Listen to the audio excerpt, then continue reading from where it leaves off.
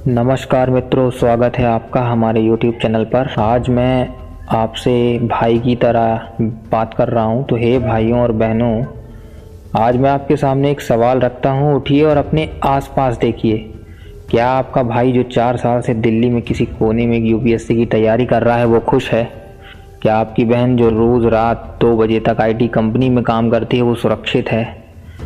क्या आपके माता पिता जिन्होंने अपनी ज़मीन बेची, अपनी गाढ़ी कमाई लगाई, वो सुकून में है? नहीं ना, क्योंकि हम सबको एक बड़े धोखे में रखा गया। सुनिए, ऐसे रखा गया। वो कहते हैं कि एक बार सरकारी नौकरी लग जाओ जिंदगी सेट है। झूठ, पूरा झूठ है ये। 2024 में 12 लाख बच्चों ने यूपीएससी का फॉर्म भरा था, परीक्षा दी 5 लाख लोगों ने, नौकरी मिली सिर्फ 1000 को। 1000 में भी पता नहीं कितनों को मिली, कितनों को नहीं, इसकी कोई गारंटी नहीं है। 0.1% का सक्सेस रेट है। बाकी के 99.9% लोगों का क्या हुआ? उनका क्या होगा? उन्होंने अपने जीवन के 5 साल खपाए, 10 साल खपाए और परिणाम शून्य स्थिति में है वो आज भी। क्यों? उनकी जवानी बर्बाद हो गई, उनके माता पिता का कर्ज बढ़ गया और उनके रिश्ते टूट गए। और जानते हो क्या? पेपर लीक हो जाता है, कोई जिम्मेदारी नहीं लेता। रिजल्ट 3 से 4 साल लेट आता है, कोई सुनवाई नहीं। सुप्रीम कोर्ट में केस चलते हैं, फंसते हैं, बच्चा रोड पर आ जाता है और न जाने क्या क्या।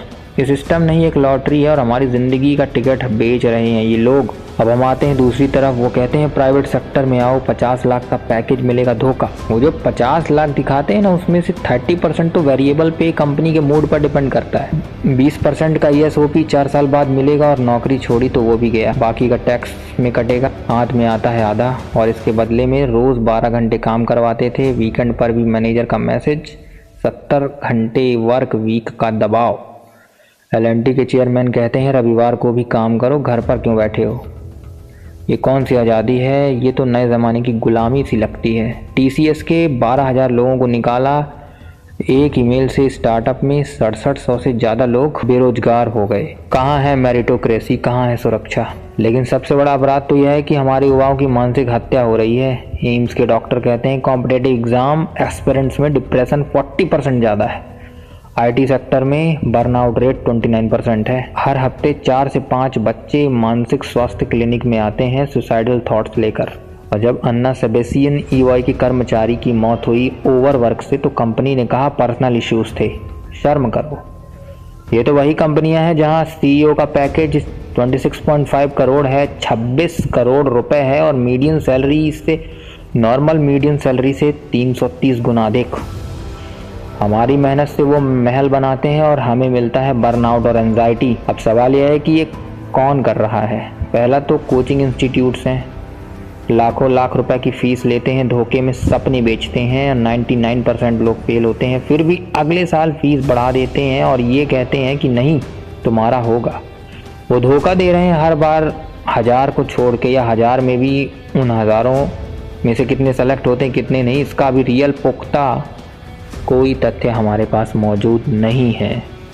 इसकी आधिकारिक जानकारी न हमें अभी तक मिली है और शायद आगे मिलेगी भी नहीं, क्योंकि ये तो कॉन्फिडेंशियल होता है ना, किसी की जानकारी आप तक पहुंचना।